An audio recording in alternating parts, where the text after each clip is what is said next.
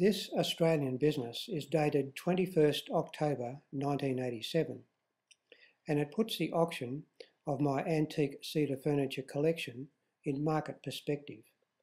1987 had been a bullish year for Australian assets, with share prices booming and sales of Australian cedar antiques setting record prices, with some pieces selling for around $100,000. So the magazine's enthusiastic buy gold shares was in line with the over-optimism at the time. Almost everyone was believing that asset values would continue to rise. The magazine's feature on my collection talked about it being worth $500,000. However, this over-optimism was the bubble before the bust. The day prior to this magazine hitting the streets was Black Tuesday, the October 20, 1987 stock market crash, the day of the largest percentage price falls in stock market history. There was worldwide panic, and 12 days later, on the day of the auction, the Australian market, the net measure of Australian assets, had fallen 40%. Landmark prices at an auction of Australian colonial furniture in Sydney today.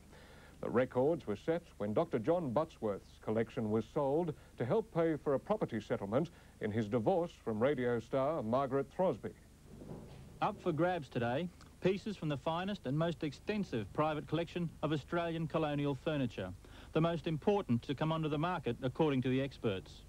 Assembled over the past 20 years by Sydney psychiatrist Dr. John Buttsworth, virtually all the furniture is cedar and dates from before the gold rushes of the 1850s, when there was only a handful of quality craftsmen in the colony. Today, as it all went under the hammer at Balmain, spirited bidding pushed prices well past the expectations of the auctioneers. It is extraordinary. The total of 315,000 exceeded the pre-sale high estimate by about 120,000. These chairs went for $3,000. Certainly not much to look at, but then they are good examples of rare dining chairs, possibly 1820, with two horizontal splats, square tapered legs and box stretchers, if somewhat weather-beaten. Fetching top price, this sideboard from about 1835. At $24,000. Thank you. At $22,000, this couch. And at $21,000, this bookcase from about the same period.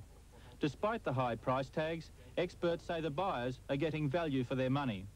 Well, certainly better than the stock market for the moment, so I can only see one way for prices to go, and that is up. Mike Dalton, National 9 News.